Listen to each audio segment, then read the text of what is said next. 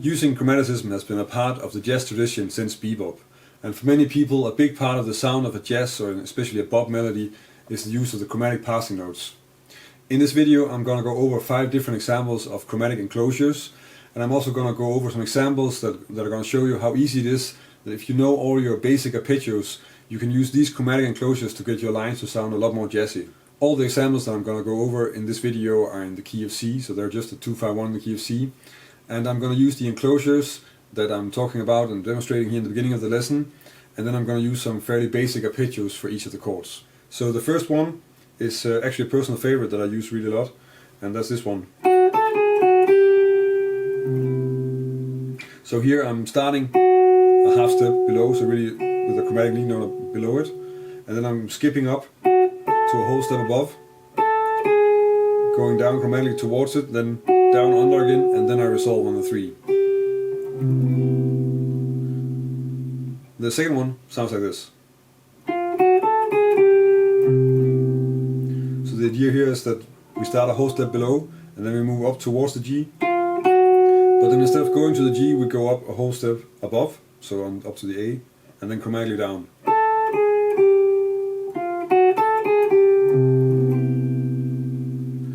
The third example sounds like this.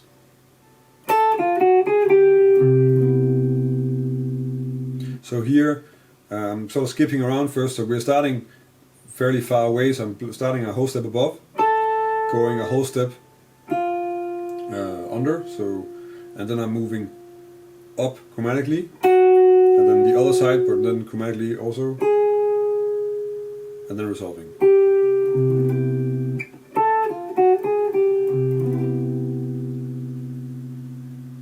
The next one sounds like this.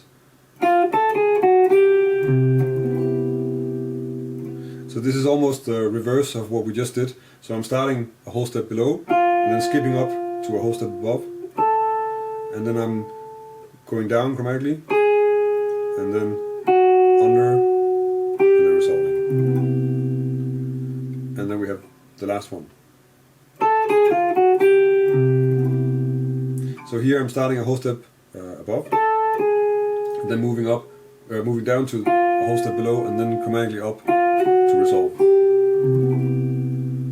So the way you're going to use this in a line is that you're going to take a chord tone that you decide in advance. This is the note I want to target, and then you put the enclosure in front of it. This means that you have a way of either suspending the sound of the chord, so you're going to be starting in the beginning of the bar with the enclosure, and then the sound of the chord won't really appear until you're on beat 3, or you're using it at the end of the bar, and then you're targeting a chord tone in the next chord. Both work really well because the idea with the chromatic enclosure is that they're really driving towards the note that they're resolving to.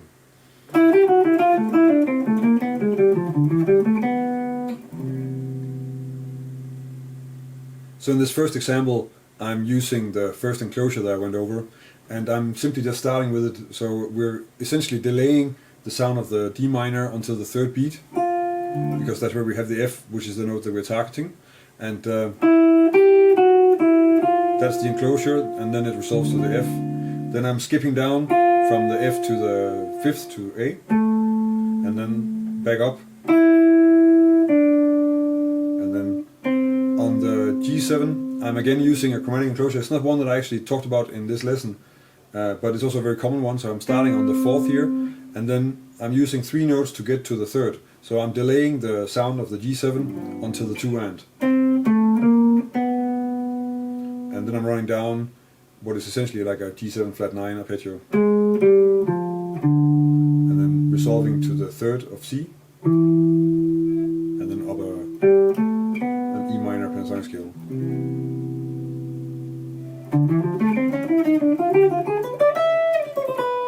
So in this line I'm starting off with a very simple D minor pattern, which is just 1, 2, 3, 5, so D, E, F, A. Then I'm using the chromatic enclosure, so the second one, to target the 5th of G7. So that means that in the D minor line I'm already deciding like I want to hit the D on the 1 in the G7. So I'm doing that with this enclosure. And And then from there I go to the D, of course, and resolve there, and then a few chord notes up to the flat 9, and then I'm just continuing up the diminished arpeggio, and then resolving that on the 4 end to the 3rd of C, which is E. And then as a short tag, I'm just going chromatically down from D to B, which is from the 9 to the 7th on the C major.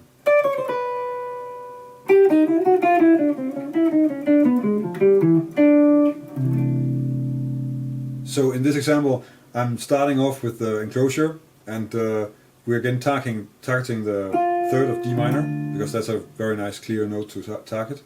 So I'm starting a whole step above, a whole step below, and then chromatically up, and then the chromatic leading note above, and then down to the 3rd.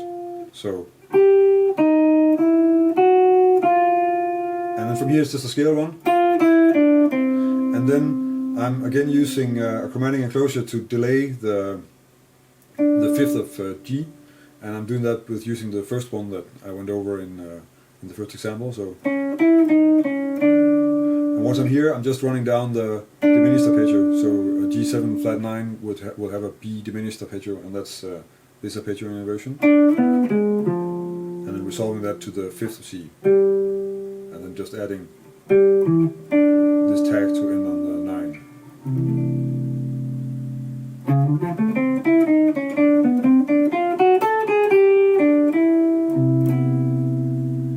So in this example, I'm using another idea that's also very common for more bop lines, and that is that I'm using a leading note before an arpeggio.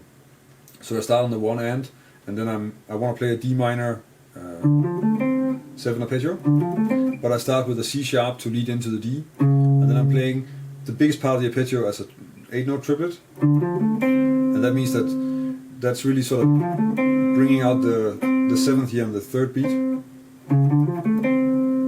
And from here I start the chromatic enclosure, and the idea here is of course just to make an enclosure that's going to target the 5th of G7. So, and then that's the one I'm using, so whole step below, whole step above, half step above, and then half step below, and then resolving. And then once I'm on G7, just a small scale one. And then another enclosure. This one I've actually laid out differently, so it's still just using first coming from below, and then from above, and then resolves to G, the 5th of C major,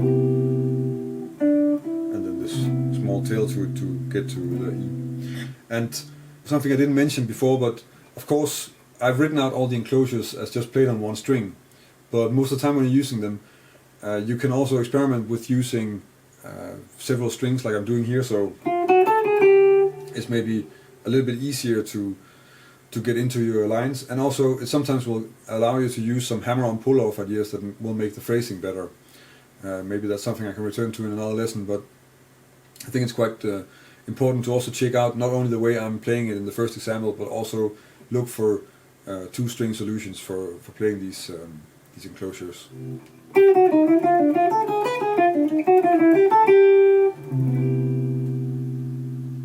So in this final example, I'm again targeting the 3rd of D minor 7. So I'm starting a whole step above, going down chromatically, and then a whole step below, moving up, and then resolving. And then really to drive home this D minor sound, I'm just playing the triad, and that leads us really nicely into the G7 flat 9 with this arpeggio.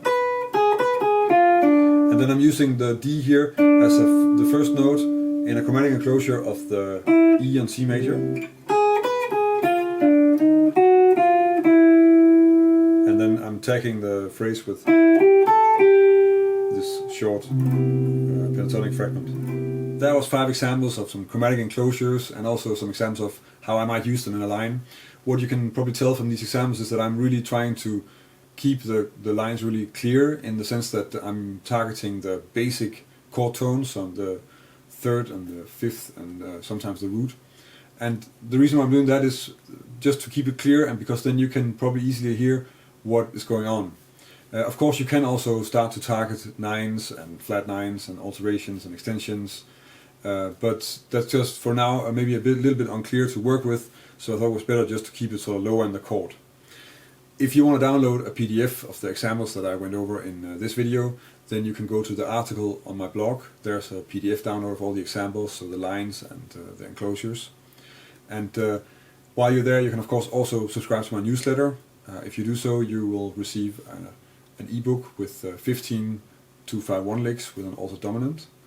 And if you have any questions or comments or suggestions for lessons, then feel free to leave a comment on the video or connect with me on social media. I'm on Facebook, Twitter, Google+, or Instagram. This lesson is actually coming out of a question that I got on a video about making a lesson or a video on enclosures. So please do feel free if you have an idea. Then it's always nice to hear what you guys want to hear videos on, and maybe it's something that I can actually get into, so then we can get videos like this one. If you want to keep me making all these videos and you want to support me in that, then check out my Patreon page. I have a small Patreon community right now that is really helping me a lot in finding the time and finding the money to keep on making all these videos, and I'm really grateful for that. If you think that you might want to contribute something, you can do that already from $1 per YouTube lesson, per weekly YouTube lesson. Then check out my Patreon page, there's a link in the description. And that's about it for this week. Thank you for watching, and on to next week.